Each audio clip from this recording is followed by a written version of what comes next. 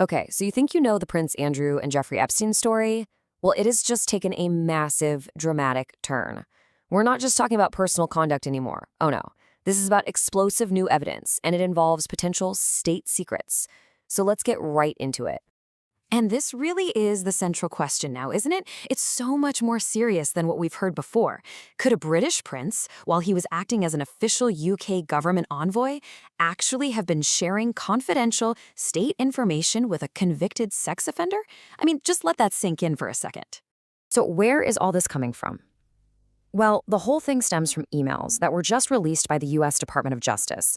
And what they seem to show is pretty damning. Prince Andrew, in his official capacity as the UK's special trade envoy, apparently forwarding sensitive government material straight to Jeffrey Epstein. All right, so you're probably wondering what was actually in these emails.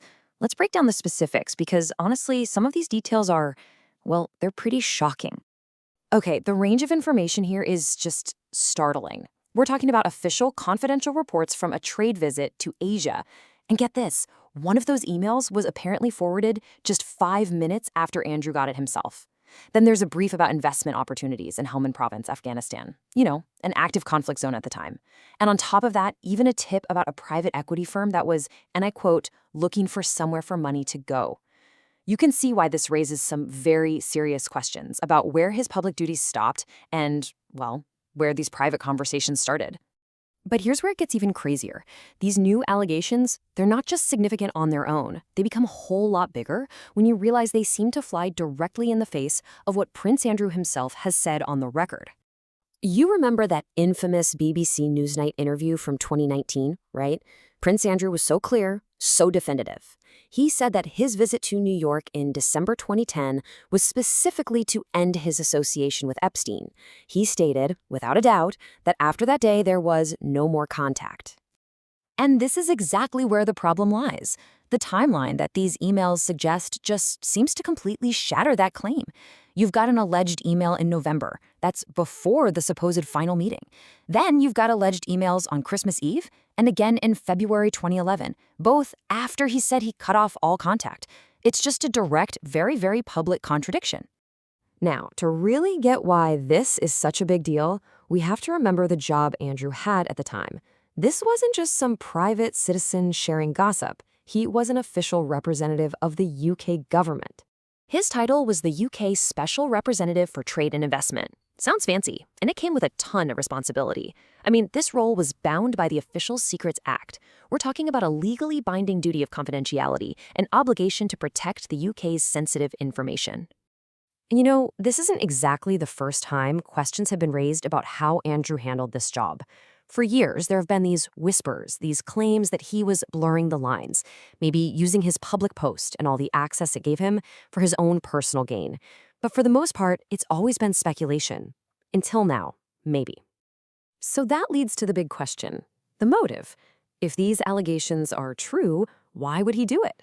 Well, to even begin to understand a possible reason, you really have to look at the huge, long-standing mystery that is Prince Andrew's personal finances. Just look at this. It really highlights this massive gap between his official income and his lifestyle. His only declared income is his Royal Navy pension. That's about £20,000 a year.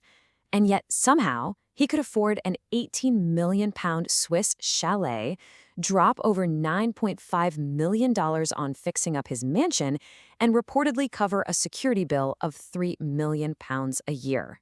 The math? It just doesn't add up, does it? I mean, the last time a public figure for his taxpayer funding was even released was way back in 2010. It was £249,000. After that, the money came privately from the Queen, and now it's reported King Charles has cut him off entirely.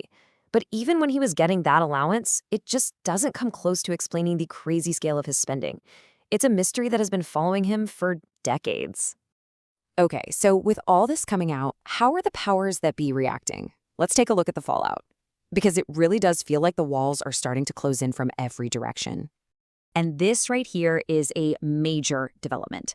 The police, specifically the Thames Valley Police, have confirmed they are officially assessing the information. This is huge. It means the story has jumped from just being in the media into the hands of law enforcement.